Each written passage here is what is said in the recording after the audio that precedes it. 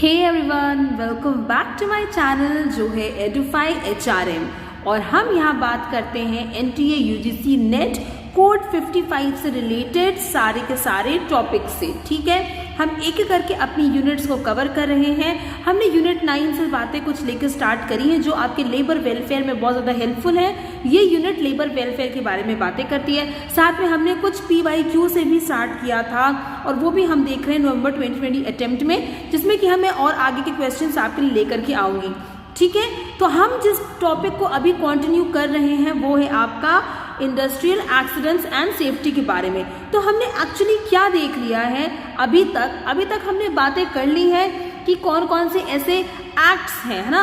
अभी हमने factories act देख लिया, फैक्ट्रीज एक्ट 1948 देख लिया है कि ये एक्ट में ऐसे कौन कौन से प्रोविजंस है, कौन कौन से सेक्शंस है जो आपके सेफ्टी से रिलेटेड बातें करता है। किस तरह से आपको मशीन की सेफ्टी की बात करनी है, किस तरह से आपको बिल्डिंग के सेफ्टी की बात करनी है, उसके चेक्स करवाने हैं। हाँ, और आपकी मशीनरी में कोई ऐसी प्रॉब्लम आ गई तो आप क्या कर सकते हो, उसमें आपको एम्प्लॉयमेंट किस किस लोगों को देना है। ठीक है, फिर वहाँ की आपको स्टेयर्स की, पैसेज की, फ्लोर्स की किस तरह की बातें करनी है वो हमने देखा है। फिर अगर ऐसा कोई इमरजेंसी का माहौल बन जाता है, कोई भी तरह की एक्सीडेंट हो जाता है, फायर का अकरेंस हो जाता है, तो आप किस तरह से वहाँ पे प्रोविजंस प्रोवाइड करोगे।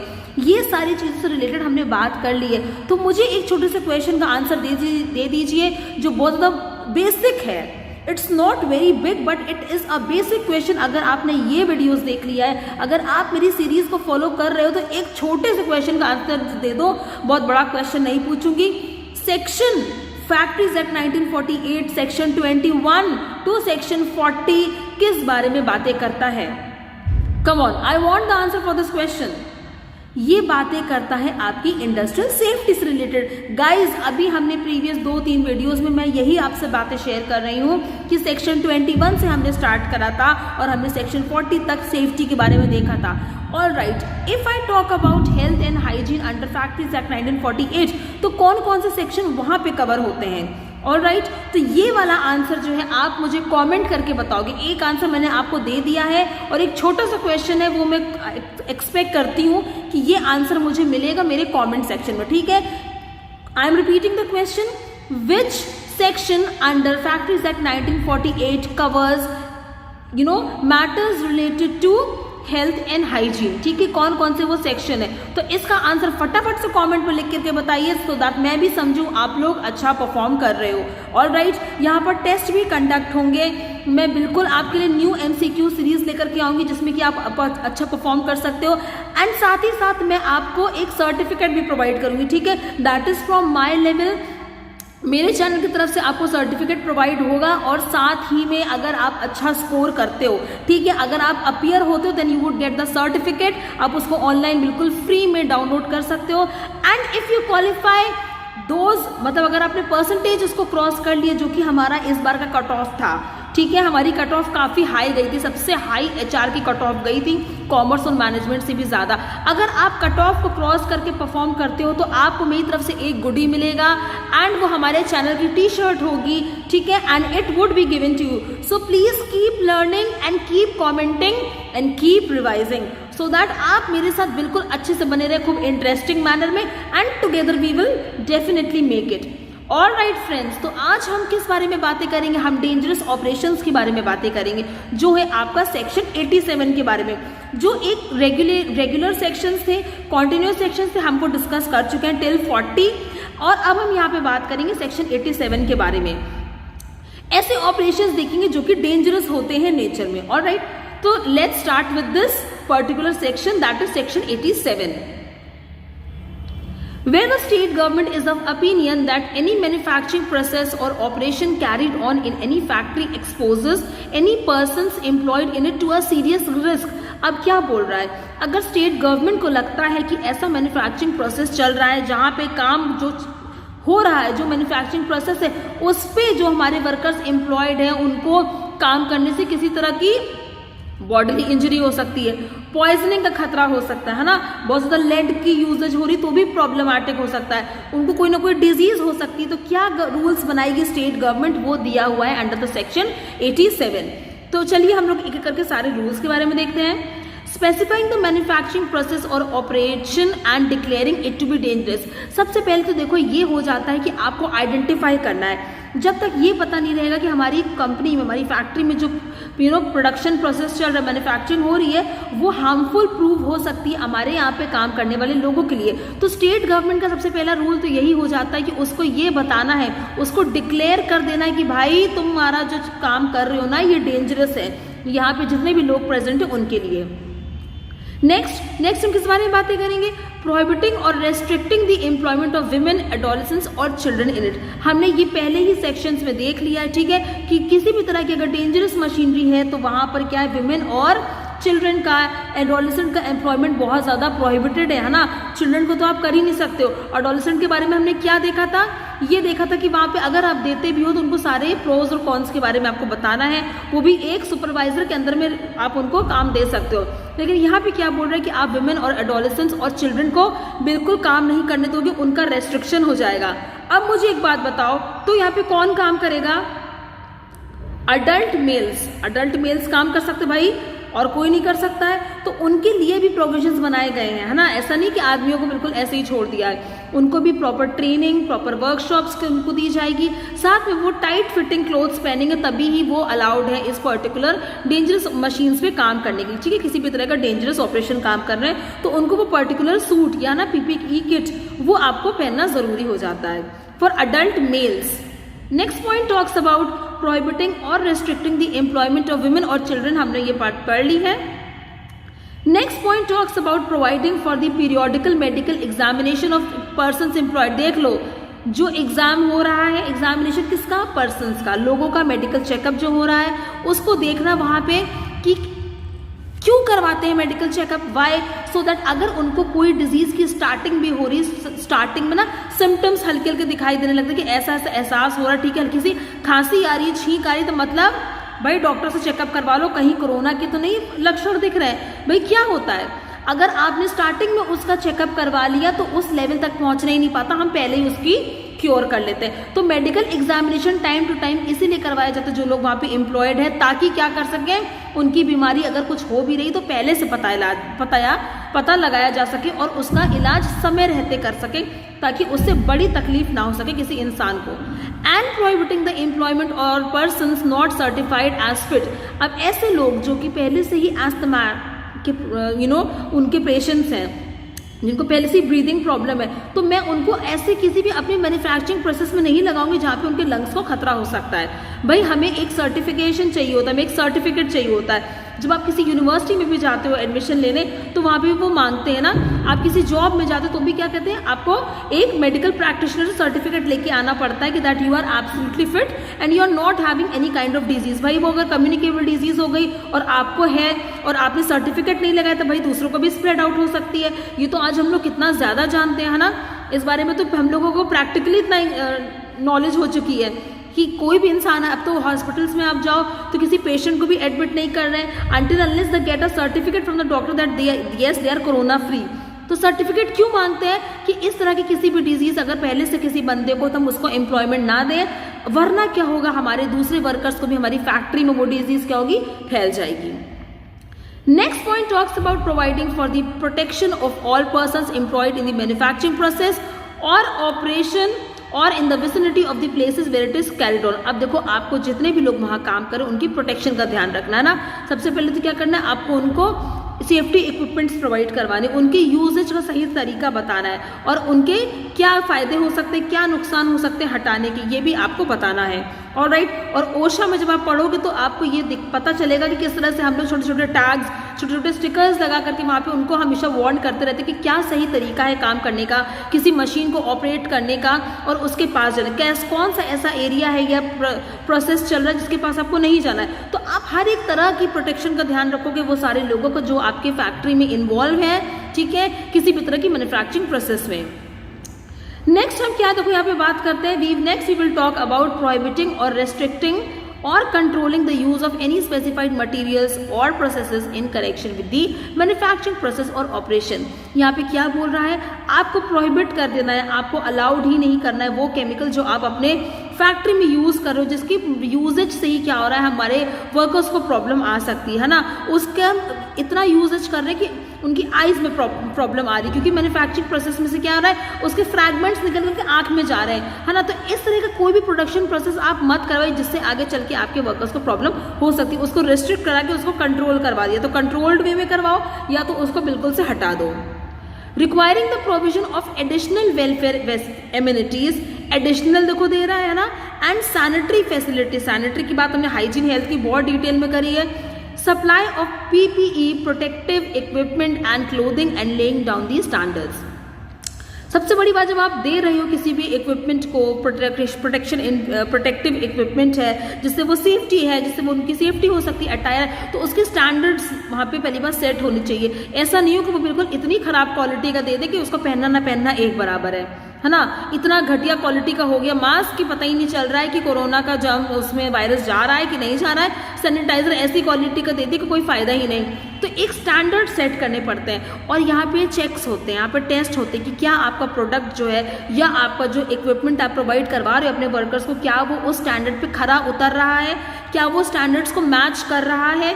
तो ये स्टैंडर्ड्स कौन सेट करेगा, स्टेट गवर्नमेंट। ये सारी की सारी फैसिलिटीज, रूल्स एंड रेगुलेशंस कौन बनाएगी, स्टेट गवर्नमेंट बनाएगी, सो दैट आपके वर्कर्स को किसी भी तरह का खतरा ना उठाना पड़े। देखो नेक्स्ट हम किस बारे में बातें करेंगे, prohibition of employment on account of serious hazard. ठीक है, आप एम्प्लॉयमेंट नहीं दे सकते हो, आप लोगों को नहीं रख सकते हो जहां पर बहुत ज़्यादा खतरे की आशंका है, हम सस्पेक्ट कर रहे हैं आगे चल के प्रॉब्लम हो सकती है। This is given under section 87A। ठीक है, अब देखो यहाँ पे क्या लिखा है, मैंने कल भी आपसे बोला, परसों भी बोला, इतने सारे वीडियोस बना चुकी हूँ, सब मैं बोल रही हूँ स्टेट गवर्नमेंट बना रही है अपने रूल्स, लेकिन उसके बाद भी अगर state chief inspector of the factories को लगता है, इंस्पेक्टर को लगता है कि कोई एडिशनल रूल्स भी बनने चाहिए और ज़्यादा रेगुलेशन की ज़रूरत है, सेफ्टी की ज़रूरत है, तो वो अपनी तरफ से भी कुछ क्या करता है, वो ऑक्यूपायर को मेंशन कर देता है नोटिस में लिख करके।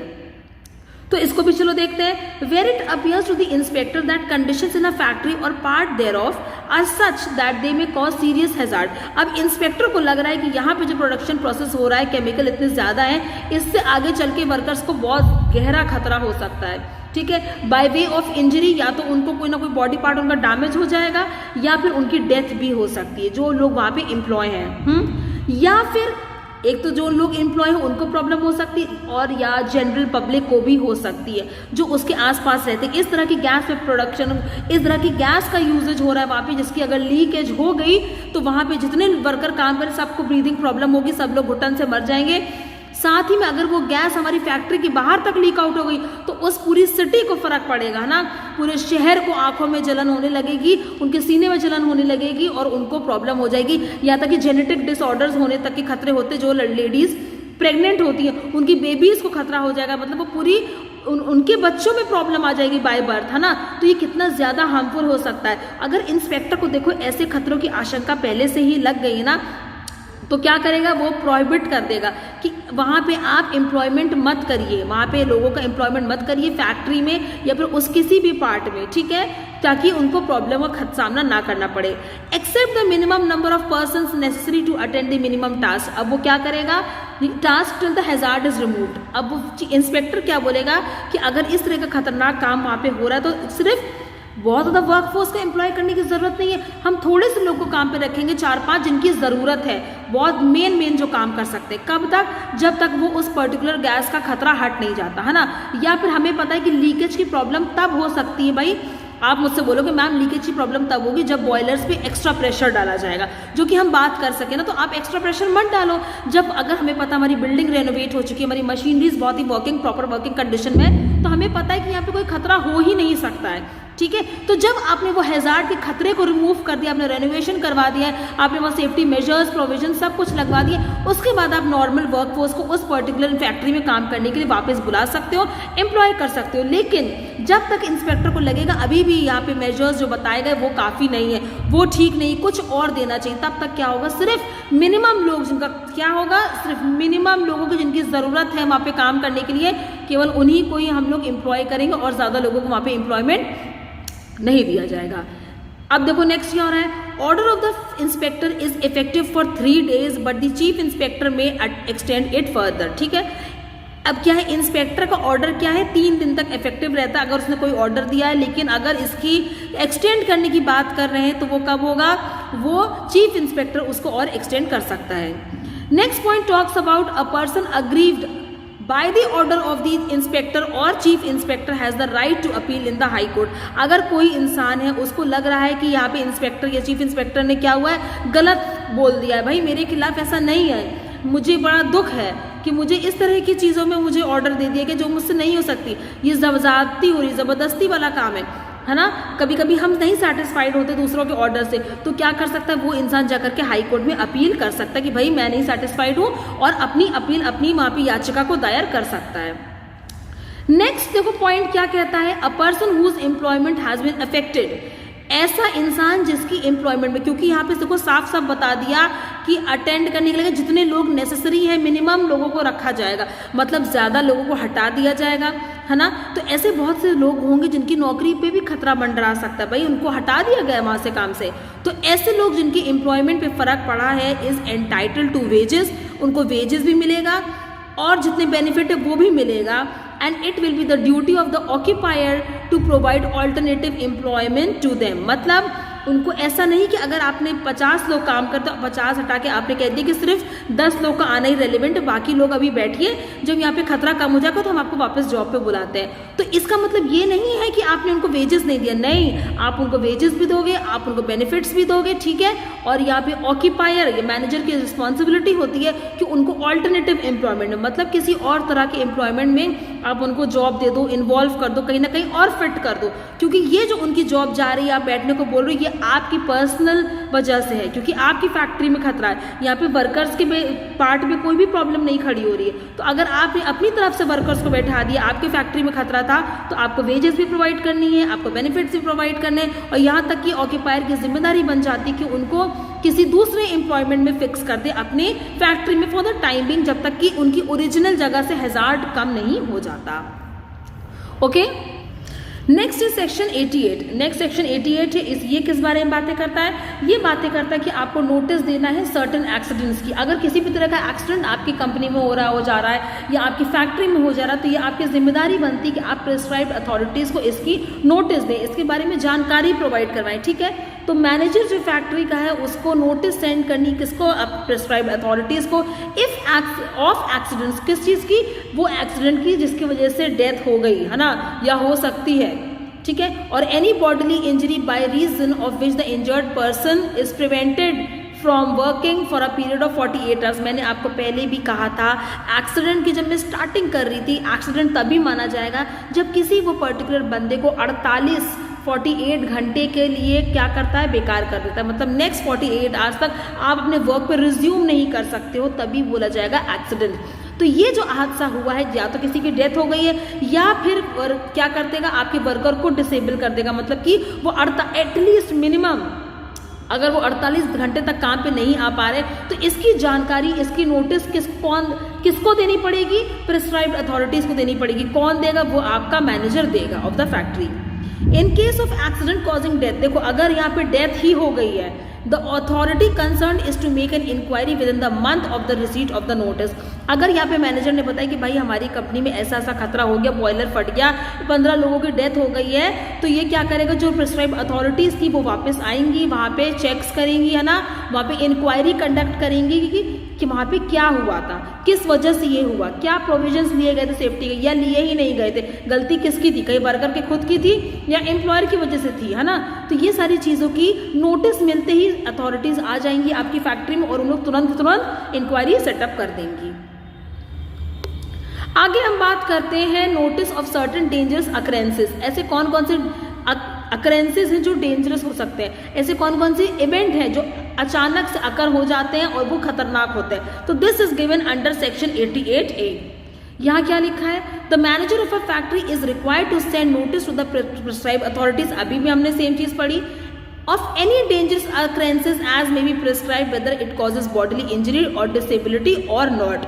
अगर किसी भी तरह का अकरेंस ऐसा हुआ है, कोई भी इवेंट ऐसा हो गया, कोई भी ऐसी घटना घटित हो गई है जो कि खतरनाक थी, तो उसकी जानकारी मैनेजर को सेंड करनी पड़ेगी प्रिस्क्राइब अथॉरिटीज को। मैंने अभी बताया, भले ही वहाँ पे बॉडीली इंजरी हुई थी या नहीं हुई थी, डिसेबिलिटी हुई थी या नहीं हुई थी। क्योंकि मैंने आपको कॉजेज ऑफ एक्सीडेंट में पढ़ाया था कि 3 कंडीशंस होती है ना, एक तो क्या होता है, 3 नहीं इनफैक्ट 4 कंडीशंस होती हैं, जिसमें हमने ये भी पढ़ा था कि एक तो एम्प्लॉयर की साइड से होता है वर्किंग अनसेफ वर्किंग कंडीशन के बारे में, और एक अनसेफ वर्किंग एक्ट भी होता है ना, एक्ट की वजह से होता है मतलब वो एम्प्लॉयज के पार्ट पे। तीसरा क्या था, तीसरा था नियर अ मिस।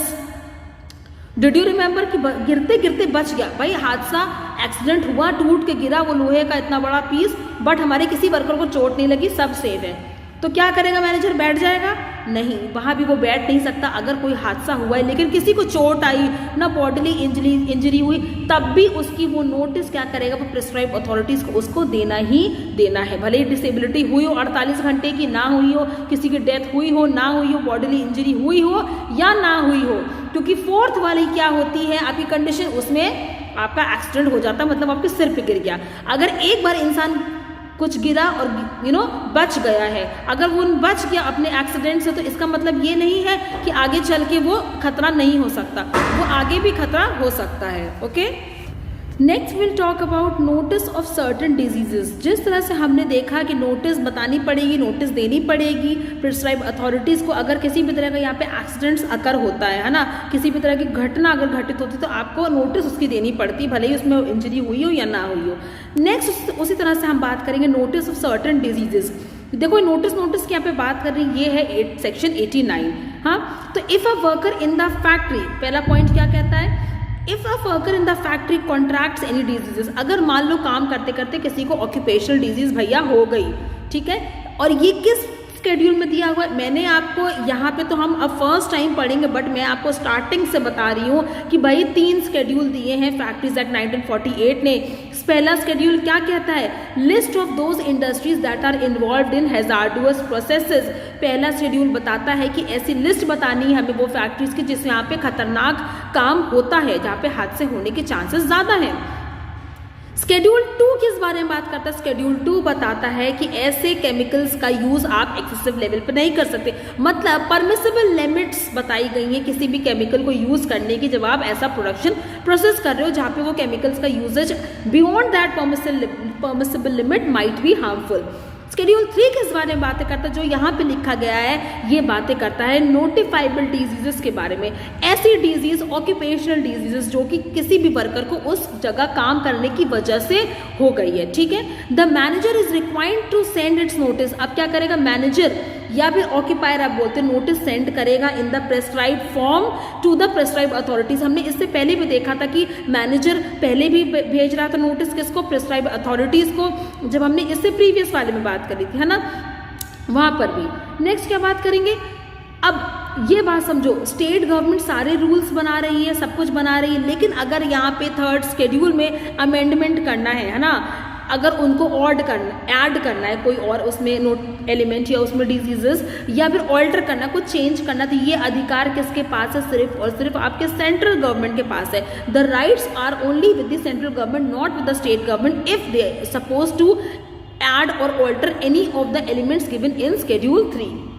नेक्स्ट क्या बात करता है, a medical practitioner attending on a person infected by the disease. अब भाई मान लो सपोज खुदा ना करे, अब भगवान ना करे, है ना, किसी को ऐसा हो, मैं तो नहीं बोलती हूँ, बट एक एग्जाम्पल के तौर पे हमको समझना जरूरी, क्योंकि हम एक प्रैक्टिकल ग्राउंड्स पे आके बात करते हैं। भाई हम बिजनेस के स्टूडेंट्स हैं, हम मैनेजमेंट पढ़ रहे हैं, इजंट इट, तो बिल्कुल भी नेगेटिविटी नहीं आनी चाहिए माइंड में, है ना, हम बहुत पॉजिटिव हैं, लेकिन हम एग्जाम्पल लेकर के चलते हैं समझने के लिए।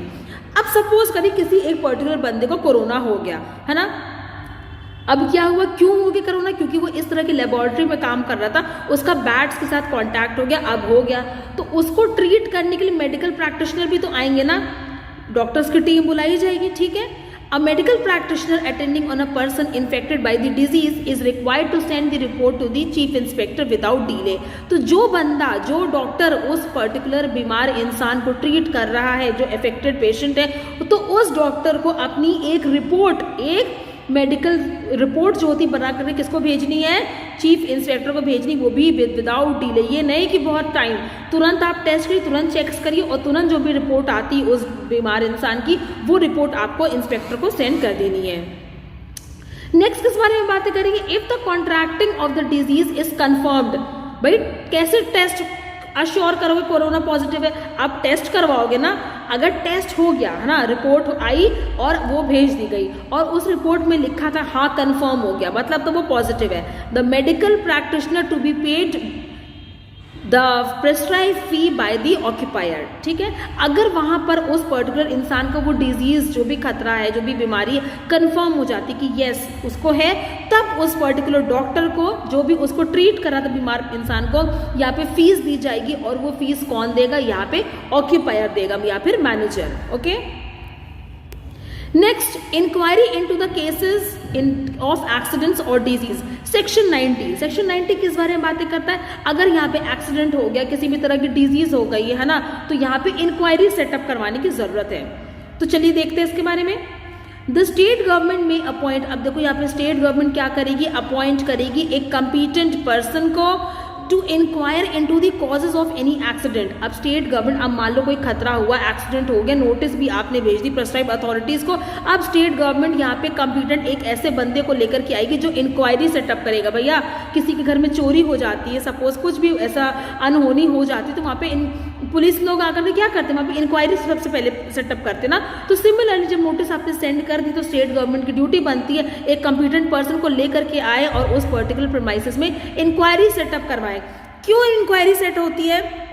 ताकि हम लोग रीजंस देख सके, है ना, क्या रीजन थे, क्या वजह थी, क्या कॉजेस थे जिसकी वजह से एक्सीडेंट हुआ, या फिर उस डिजीज से कैसे इंसान ग्रसित हो गया, क्या वजह थी कोरोना हो गया, है ना। क्योंकि भाई वो ऐसे एनिमल्स के कांटेक्ट में आया कि उनकी डिजीज निकल करके उनसे जो हो गया वो कम्युनिकेट किससे? ह्यूमन बींग्स में चली गई। तो ये रीजन पता लगाना, ये इंक्वायरी, ये कॉजेस पता लगाना, ये किसका ड्यूटी है?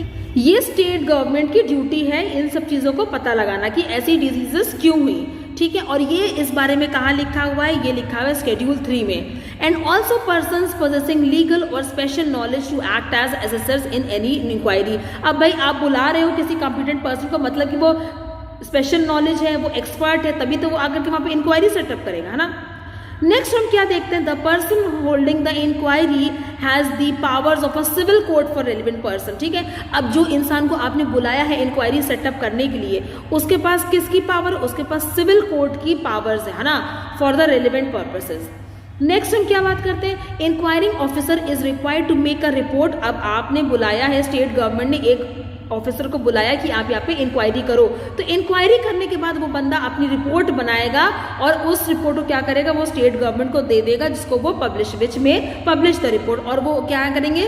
वो अपनी रिपोर्ट को पब्लिश भी कर सकते हैं। तो the inquiring officer is required to make a report to the state government which may publish the report, ठीक है। वो जो पर्टिकुलर पर्सन, कंपिटेंट पर्सन है, इंक्वायरिंग ऑफिसर, वो अपनी रिपोर्ट बना करके स्टेट गवर्नमेंट को पास ऑन कर देगा कि क्या रीजन था, क्या कॉजेज है जिसकी वजह से वो हादसा हुआ, या ऐसी डिजीज कैसे लग गई इंसानों में, किस तरह से आ गई, है ना।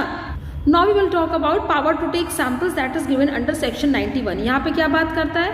An inspector is empowered to take sufficient sample। वो अलग अलग तरह के सब सैंपल लेकर के जाएगा, जो भी इंस्पेक्टर होगा ना, of any substance used for or intended to be used in the factory if in his opinion। अगर उसको लगता है कि फैक्ट्री में कोई ऐसा चीज़ था जो कि यूज़ हुआ है ना, या यूज़ करने की कोशिश करी गई थी, तो उसकी ओपिनियन में अगर उसे लगता है तो वो सैंपल लेकर के जाएगा। The use of the substance is in the contravention of the provision of the act. मतलब ऐसा कुछ सब्सटेंस, ऐसा कुछ काम करा गया, ऐसा कोई प्रोडक्शन हुआ है जो कि एक्ट में जो और बताया गया था सेफ्टी और हाइजीन के खिलाफ, मतलब सेफ्टी के खिलाफ उनके यूज़ करा गया है, तो ऐसे सब्सटेंसेस का क्या करेगा? वो सैंपल लेकर के जाएगा। और पता है कि उससे क्या है? उससे बॉडीली इंजरी हो सकती थी, हेल्थ को खतरा हो सकता था, या फिर वर्कर्स की जो फैक्ट्री में काम कर उनको प्रॉब्लम आ सकती थी। तो ऐसी चीज़ों का अगर यूज़ हुआ है तो वो क्या करेगा? इंस्पेक्टर आएगा और इन सारी सब्सटेंसेस का सैंपल लेके जाएगा। सैंपल अब जो लेकर के जाएगा इंस्पेक्टर, वो कितने पार्ट्स में डिवाइड होगा भाई? 3 पार्ट में डिवाइड होगा सैंपल। पहला पोर्शन क्या होगा? वो दिया जाएगा ऑक्यूपायर या मैनेजर को, है ना, of the person incharge of the factory, जो फैक्ट्री के इंचार्ज होते हैं उनको दिया जाएगा पहला पोर्शन। सेकेंड पोर्शन किसको भी दिया जाएगा? वो गवर्नमेंट को दिया जाएगा, गवर्नमेंट एनालिस्ट को, ठीक है, उनको जो गवर्नमेंट अपॉइंट करते हैं एनालिस्ट को, उनको सेंड किया जाएगा। और थर्ड पोर्शन क्या करेगा? वो इंस्पेक्टर खुद अपने पास भी रखेगा, ताकि अगर कोर्ट में उसको बोल देगा कि आप अपने सबूत को पेश करिए, तो एटलीस्ट इंस्पेक्टर के पास भी तो कोई प्रूफ होना चाहिए था कि मान लो 2 बाकी के प्रूफ डिस्ट्रॉय कर दिए गए तो इसलिए कोई भी सैंपल लेते तो उसको हमेशा 3 पोर्शन में 3 पार्ट्स में डिवाइड करते हैं और 3 अलग अलग लोगों के पास भेजा जाता है। एक तो ऑक्यूपायर मैनेजर को जो कि फैक्ट्री का इंचार्ज होता है, दूसरा किसको भेजा जाएगा, गवर्नमेंट को भेजा जाएगा, गवर्नमेंट एनालिस्ट को, और तीसरा वो इंस्पेक्टर खुद रखता है कि अगर कभी कोर्ट में बात हुई तो वो खुद भी उस पोजीशन में रहे जहां पे वो अपने प्रूफ को प्रेजेंट कर सकता है सैंपल्स को। नेक्स्ट बात करेंगे हम safety on occupational health service के बारे में। Okay, and this is given under section 91। The chief inspector of the factories, अब chief inspector of the factories देख कह लो या फिर directorate general of factory advice, ठीक है, क्या है, DGFSLI की हमने बातें करी थी ना, या तो चीफ इंस्पेक्टर होगा या तो फिर DGFSLI होगा या फिर directorate general of health services DGHS, directorate general of health services, government of India, या फिर officer authorized by either of them may undertake safety and occupational health service. सबसे पहले जब आप बात करते हो सेफ्टी और ऑक्यूपेशनल हेल्थ सर्विस करवाना तो आपके मन में एक क्वेश्चन उठेगा कि कौन करवाएगा ये, है ना, कौन करवाएगा, तो या तो चीफ इंस्पेक्टर करवाएगा या DGFSLI करवाएगा या directorate general of health services या फिर कोई ऑफिसर जो इनके द्वारा अपॉइंट करा गया है वो क्या करेगा, ये सारे सेफ्टी सर्विस को कंडक्ट करवाएगा। A prior notice in writing to the occupier or the manager is to be given, ठीक है, at the time whenever it is necessary। अब क्या होगा, ऐसे ही नहीं चीफ इंस्पेक्टर पहुंच जाएंगे, DGFSLI पहुंच जाएंगे आपकी फैक्ट्री के अंदर कि भैया आज सर्वे होने वाला है हेल्थ का, तो ऑक्यूपायर जो कि इंचार्ज ऑफ द फैक्ट्री का तो वो तो बिल्कुल एस्टोनिश हो जाएगा, ये क्या हो रहा है, और उसके पार्ट पे भी सोचे तो वो कोई अरेंजमेंट्स नहीं कर सकेगा, है ना, क्योंकि उसको भी टाइम चाहिए। So what you have to do, he would be inform that occupier manager of the factory would be inform beforehand, उसको पहले से इन्फॉर्म कर दिया जाएगा कि आज के दिन आपका क्या होगा, सर्वे होगा आपकी फैक्ट्री में, ठीक है। तो एक नोटिस लिख करके दी जाएगी, लिखित नोटिस लिख करके दी जाएगी ऑक्यूपायर को इसके बारे में कि आपका आज फैक्ट्री में हम लोग ऑक्यूपेशनल हेल्थ सर्वे कंडक्ट करवाएंगे, ठीक है। तो first 2 points we have covered. Next we will talk about the person to whom notice is given is required to afford all facilities for such a survey, including facilities for the examination and testing of a plant and machinery and collection of samples and other data relevant to the survey। अब देखो यही बात है, अगर जब आपने occupier को, manager को पहले से इन्फॉर्म कर दिया तो वो सारे फैसिलिटीज, है ना, पहले से ही तैयारी करके रखेगा जो ज़रूरत पड़ने वाली है उसके किसमें, सर्वे में। भैया एग्जामिनेशन के लिए चाहिए, है ना, टेस्टिंग के लिए चाहिए प्लांट की, मशीनरी की, तो ये सारी वो क्या करेगा, अरेंजमेंट पहले से बना करके रखेगा, है ना। फिर कलेक्शन ऑफ सैंपल के लिए या फिर अदर डेटा जिनको रेलिवेंट होगा कलेक्ट करने के लिए सर्वे के लिए, तो ये सारी वो सारे अरेंजमेंट पहले से करके रखेगा अगर आप उसको पहले से इन्फॉर्म करोगे, because all of a sudden तो वहाँ पर नहीं हो सकता, वो कंडक्ट ही नहीं हो पाएगा ऑक्यूपेशनल आपका हेल्थ सर्वे। नेक्स्ट हम बात करेंगे the workers if required to present themselves to undergo necessary medical examination and furnish relevant information. और क्या होगा, जब सर्वे हो रहा है हेल्थ रिलेटेड सर्वे तो इन वर्कर्स की मेडिकल एग्जामिनेशन भी कराई जाएगी, भाई उनकी आई साइट का चेकअप हो सकता है ना, उनका ब्रीदिंग का हो सकता है, फिर उनका हियरिंग से रिलेटेड चेकअप हो सकता है, ठीक है, उनका ब्लड टेस्ट हो सकता है, तो बहुत सारे यहाँ पे चेक्स करवाने पड़ेंगे जब आपका ऑक्यूपेशनल हेल्थ सर्वे कंडक्ट होगा। अब देखो लास्ट पॉइंट क्या बोलता है, थोड़ा सा डिफरेंट है लेकिन समझो, अब जितना टाइम जा रहा है वर्कर्स का इस सर्वे, मान लो 1 दिन 2 दिन, बहुत सारे लोग काम करते हैं, 2 दिन तक सर्वे ही चल रहा है हमारी फैक्ट्री में, प्रोडक्शन प्रोसेस बंद हो गया है, वर्कर्स काम नहीं कर रहे हैं, तो ऐसा नहीं होगा कि उनकी वेजेस काट ली जाएगी, उनकी पेमेंट नहीं होगी, ऐसा नहीं होगा।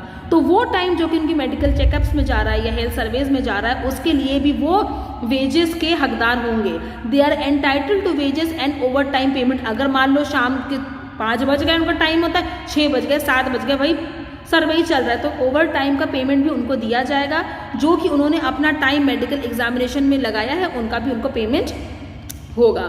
या फिर जो भी मान लो सवाल जवाब हो रहे हैं, क्वेश्चनेयर भरवाने के काम हो, सर्वे में क्या होता है उनको आंसर बोलने पड़ते हैं सोच सोच के अपने बारे में, तो टाइम लगता है। जो भी टाइम इस बारे में जा रहा है, तो इसके समय प्रोडक्शन हमारा बंद था, ठप हो गया था, लेकिन वहाँ पे आप अपने वर्कर्स को वेजेस और ओवर टाइम पेमेंट प्रोवाइड करवाओगे, उनकी पे को आप कट नहीं कर सकते हो, ठीक है। नेक्स्ट देखो provisions relating to hazardous processes. अब कौन कौन से प्रोविजंस हमको बनाने हैं, आपने अगर कोई भी खतरनाक प्रोसेस हमारी फैक्ट्री में चल रहा है तो उसके बिहाफ पे हमको क्या क्या प्रोविजंस बनाने हैं।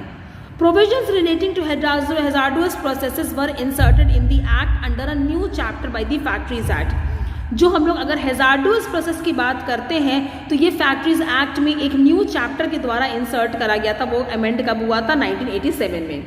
विच also amended various section of the principal act, मतलब मेन एक्ट को भी जब एक चैप्टर, ये जो कि कौन सा चैप्टर था? Provisions relating to hazardous processes, ये वाला चैप्टर जब इंसर्ट कर दी गई आपके फैक्ट्रीज एक्ट में, तो इस चैप्टर के आने से आपका जो मेन एक्ट था ना, मेन वाला, उसमें भी बहुत ज़्यादा फर्क पड़ा था, क्योंकि बहुत सारे ऐसे नए नए सेक्शंस थे जो कि इंट्रोड्यूस हो गए थे और वो ऐड भी हो गए थे, ठीक है, एट द अप्रोप्रिएट प्लेसेस। और क्या क्या वहाँ पे हुआ था जब ये अमेंड हुआ था ना एक्ट हमारा 1987 में, तो यहाँ पे क्या अमेंडमेंट हुए थे इसके बारे में आपको जानना जरूरी। भाई जब न्यू चैप्टर मैम इंसर्ट करा तो न्यू चैप्टर किस बारे में बातें करता था, वहाँ पे क्या क्या न्यू अमेंडमेंट, क्या क्या चेंजेस आए थे, ठीक है। तो यहाँ पे 2 न्यू स्केड्यूल यहाँ पे इंसर्ट करे गए थे। पहला कौन सा स्केड्यूल है?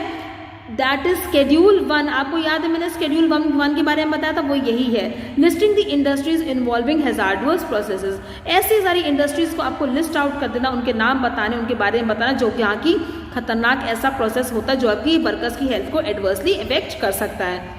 सेकंड क्या पता? सेकंड आपका फैक्ट्रीज एक्ट शेड्यूल 2 मैंने आपसे बताया था ना, यही है वो schedule 2। Permissible levels of certain chemical substances that is used in the work environment. आप ऐसे लेवल्स को चेक करोगे वो केमिकल के सब्सटेंस की जो है वो किस लेवल तक वहाँ पे यूज हो रहा है, ठीक है। So this is given under schedule 2 of factories act 1948। The new provisions concerned with hazardous process relate to the constitution of site appraisal committee। अब यहाँ पे देखो नए भी कुछ यहाँ पे प्रोविजंस बनाए जाएंगे, किससे रिलेटेड? साइट अप्रेजल कमेटी भी यहाँ पे बनाई जाएगी, ठीक है। कंपल्सरी डिस्क्लोजर ऑफ इन्फॉर्मेशन, भाई आपको नाम से समझ में आ रहा है साइट अप्रेजल कमेटी, मतलब जब आप किसी फैक्ट्री को खोलते हो या सेटअप करते हो या उसका एक्सपेंशन करते हो तो उस पर्टिकुलर काम के लिए आपको कमेटी का अप्रेजल मतलब अप्रूवल मिलना भी बहुत ज़्यादा ज़रूरी हो जाता है ना, लोकेशन सही है कि नहीं है। Compulsory disclosure of information bye the occupier, भाई ऑक्यूपायर या मैनेजर है ना, अब वो क्या करेगा जब अपने वर्कफोर्स पे एम्प्लॉय कर रहा है, मुझे अपने काम पे रख रहा है, तो मुझे शुरू में ही बता देगा, देखो भाई देखो बहन यहाँ पर बहुत ज़्यादा खतरनाक काम होता है, आपकी हेल्थ को हो सकता है खतरा हो सके। तो क्या करेगा वो सारी की सारी इन्फॉर्मेशन ईमानदारी के साथ बता देगा, छुपा के नहीं रखेगा कि आधा बताया आधा छुपा लिया वरना वर्कर्स तो भाग जाएंगे, काम पे ही नहीं आएंगे, नहीं, it is wrong. So there should be compulsory disclosure. Compulsory बोल दिया कि अपनी मनमानी नहीं कर सकते भाई, आपको सारी की सारी इन्फॉर्मेशन बता के रख देनी सीधी तरह से। कौन बताएगा? ऑक्यूपायर बताएगा, जो अभी अपनी वर्कफोर्स पे एम्प्लॉय करेगा उन लोगों को। And special responsibility in regard to these processes, और उसकी स्पेशल रिस्पॉन्सिबिलिटी क्या, उसने स्पेशल क्या क्या प्रोविजंस बनाए हैं, है ना, इन सारे हैजार्डस चीज़ों से डील करने के। Appointment of inquiry committee, inquiry committee तो हमें पता ही है, ज़रूरी है वहाँ बैठाना, तब तक कि हमको पता नहीं चलेगा उसके कॉजेज क्या थे, है ना। तो अपॉइंटमेंट किसका करेंगे हम? इंक्वायरी कमेटी को भी यहाँ पे सेट करेंगे। साथ ही में हम इमरजेंसी स्टैंडर्ड्स भी बनाएंगे। ऑल ऑफ अ सडन अगर कोई खतरा हो जाता है तो वहाँ पे क्या मेजर्स थे जो हम ले सकते हैं, और उसके लेने से हमारे जो उस खतरनाक एक्सीडेंट का इफेक्ट हम उसको मिनिमाइज कर सकते हैं, है ना। इतना खतरा हो सकता था, लेकिन हमने क्योंकि इमरजेंसी स्टैंडर्ड्स लगा रखे थे अपने प्रेमाइसेस में, तो उस खतरे की हमने इफेक्ट को कम कर दिया, उसको कंट्रोल कर लिया। समय रहते कहते ना सावधानी बरत ली, क्योंकि हमने पहले से ही हम अलर्ट थे, है ना। तो आपने कैसे कैसे प्रोविजन यहाँ पे बना के रखे हैं। नेक्स्ट हम बात करेंगे permissible limits of exposure of chemical. जब आप देखो भैया एक्सपोजर ऑफ केमिकल का है परमिसिबल लिमिट से मतलब ये शेड्यूल 2 बात करता है। अभी यहाँ पे बात करी प्लीज, अब तक तो आपको रट जाना चाहिए था, 3 शेड्यूल तो मतलब अभी तक दिमाग में बैठ जाने चाहिए थे, जहां पर भी बात आएगी तो परमिसिबल लिमिट की बात कर रहे हैं, एक्सपोजर की, केमिकल्स की, टॉक्सिक सब्सटेंसेस की, है ना। किस लेवल तक आप उन सारे केमिकल्स का यूजेज कर सकते हो अपने प्रोडक्शन या मैन्युफैक्चरिंग प्रोसेस में, ठीक है। और साथ ही में हम लास्ट में देखेंगे कि वर्कर्स का पार्टिसिपेशन सेफ्टी मैनेजमेंट में ज़रूरी हो जाता है। मुझे एक बात बताओ, मैं सारे के सारे प्रोविजंस बना रही हूँ, न्यू चैप्टर मैंने इंसर्ट कर दिया, सेक्शन शेड्यूल 1 है, 2 है, 3 है, इतनी सारी कमेटी मैंने अपॉइंट कर दी, क्यों कर रहे हैं? सेफ्टी के लिए कर रहे हैं ना। किसकी सेफ्टी के लिए? वर्कर्स की सेफ्टी के लिए। भाई जिसकी तुम सेफ्टी के लिए बात कर रहे हो तुमने उसी से ना पूछा, तुमने उनको ही नहीं इंक्लूड किया। अरे जिनके लिए तुम काम कर रहे हो, कमिटी बैठा ली, शेड्यूल्स बना लिए, सेक्शन बना लिए, एक्ट्स बना लिए, इतने सारी चीज़ें बता दी तुमने, और उन लोगों को ही तुमने नहीं पूछा, तो भाई उनका भी पार्टिसिपेशन ज़रूरी होता है सेफ्टी प्रोसेस जब आप डील कर रहे हो, चीज़ों को बना रहे हो, ठीक है। So workers participation in safety management is very very essential and you have to take in to consideration all these people whenever you are dealing with all these sections या acts। नेक्स्ट हम किस बारे में बातें करेंगे, सी इसके बाद आपका एक और वीडियो आएगा गाइस, जिसके मैं बारे में बात करूंगी आपसे क्या क्या चीजें, ये आप सारी की सारी कमिटीज देख रहे हो, can you see all the committees, जो कि साइट अप्रेजल कमिटी है, कंपल्सरी डिस्क्लोजर हो गया है ना, तो इनके बारे में मैं एक एक करके आपसे बात करूंगी, डील करूंगी, मतलब ये कौन बनाता है, इसके अंदर कितने कितने लोग होते हैं, किन किन जगह को आकर के वो रिप्रेजेंट करेंगे, किन किन लोगों को रिप्रेजेंट करेंगे, इनकी ड्यूटीज क्या होती है, इनकी रिस्पॉन्सिबिलिटी क्या होती है, ये लोग कितने टर्म तक, कितने टाइम तक अपना ऑफिस होल्ड करके रखेंगे, इन पे स्ट्रिक्ट एक्शन कौन ले सकता है ना। तो ये सारी चीजें हम बारीकी से पढ़ेंगे और जानेंगे कि किस तरह से जब अगर कोई एक खतरनाक फैक्ट्री का, खतरनाक इन द सेंस हैजार्डुअस है, वहाँ का जो प्रोडक्शन प्रोसेस होगा ना, जब वहाँ पे काम होने वाला है, वो हमारे वर्कर्स के लिए खतरनाक हो सकता है, भाई उनको डिजीज हो जाएगी, उन्हें खतरा हो जाएगा, उनको फिजिकल इंजरी हो सकती है, उनको बॉडीली इंजरी हो सकती है। तो यहाँ पे ये सारी, जैसे कि साइट अप्रेजल कमेटी हो गई, इंक्वायरी कमेटी को बैठाना बहुत इंपॉर्टेंट होता है, और इसके एक एक एलिमेंट को समझना भी बहुत ज़्यादा हमको ज़रूरी है, ठीक है। ये किस किस सेक्शन में दी हुई हैं, इससे हमें क्या फ़ायदा होने वाला है, हम ये समझेंगे, फाइन। सो हम लोग मिलते हैं अपने वेरी नेक्स्ट वीडियो में, जिसके बारे में हम ये सारी कमिटीज़, कौन कौन सी कमिटी है एक बार फिर से आपको बता दे रही हूँ, site appraisal committee, compulsory disclosure of information bye occupier, हम ये भी पढ़ेंगे कि किस सेक्शन के थ्रू बताया गया है, उसकी स्पेशल रिस्पॉन्सिबिलिटीज क्या होती है, इसके बारे में भी हम बातें करेंगे, मैं आपको एक्सप्लेन करूंगी। फिर नेक्स्ट कमेटी कौन सी होगी, अपॉइंटमेंट ऑफ इंक्वायरी कमेटी, हम इंक्वायरी कमेटी को भी अपॉइंट करेंगे। इमरजेंसी स्टैंडर्ड्स कौन कौन से होते हैं, उनको कैसे कैसे अप्लाई हम करेंगे, क्या लिमिट हो है परमिसिबल एक्सपोजर की, ठीक है, शेड्यूल 2 है, इसके बारे में भी हम डिटेल में देखेंगे। साथ में टॉक्सिक सब्सटेंसेस अगर काम कर रहे हैं उसके बारे में क्या हमने बनाया है, और बहुत ही ज़्यादा ज़रूरी हो जाता है आपका last but not the least, that is workers की बहुत ज़्यादा पार्टिसिपेशन करना, उनका पार्टिसिपेशन होना सेफ्टी मैनेजमेंट में ज़रूरी है। मतलब कि जितना मैनेजर पार्टिसिपेट करेगा उतना वर्कर्स भी पार्टिसिपेट करेंगे, है ना। तो इक्वल पार्टिसिपेशन होगा दोनों की तरफ से, मैनेजमेंट की तरफ से भी, साथ में वर्कर की तरफ से भी, ठीक है। यहाँ पर भी आपका वीडियो खत्म नहीं हो जाता है, मतलब जो नेक्स्ट वाला जो हम सीरीज लेकर आएंगे, मेरा नेक्स्ट वीडियो होगा, उसके बाद आपकी एक और लिंकिंग वीडियो होगी, उसके बाद आपकी एक और लिंकिंग वीडियो होगी जो आपके बारे में मैं आपके लिए लेकर के आऊंगी, और उसमें MCQs में आपको डिस्कस करूंगी, जिसमें कि मैं बहुत टाइम से आपको बोल रही हूँ, इसी से रिलेटेड हम बात करेंगे, कुछ न्यू टॉपिक्स भी पढ़ेंगे, सीखेंगे, उसके बारे में जानेंगे, ठीक है। और मैं आपको बताऊंगी कि मेरा पर्सनल तरीका क्या है आपको समझाने का, ठीक है, because this video is not for any business purpose, मैंने आपको पहले ही बताया था, ये मैं सिर्फ एक हेल्प करने के लिए आपको बना रही हूँ, जितनी मुझे नॉलेज है वो मैं आपको पास ऑन कर रही हूँ, ताकि आप का जो टाइम है वो वेस्ट ना हो, आप बिल्कुल एफिशिएंटली सिर्फ उस एरिया पे कॉन्सेंट्रेट करो जहाँ से आपको बैंग ऑन रिजल्ट मिलने वाला, ठीक है। इसलिए मैं आपके लिए डेली के डेली वीडियोस लेकर के आ रही हूँ, एंड आई होप आप इसको देख रहे हो, आप मेरे साथ जुड़े हो। अगर एक बंदा भी यहाँ पे कॉन्सेंट्रेट करके पढ़ रहा है और वो क्वालिफाई हो जाएगा, so it would be like everything for me, मेरे लिए सब कुछ वही है, ठीक है। So my reward what would be my reward, that would be your result. So yes, please stay with me, keep learning, keep revising, and we will meet in our very next video. So till then, take care and bye bye.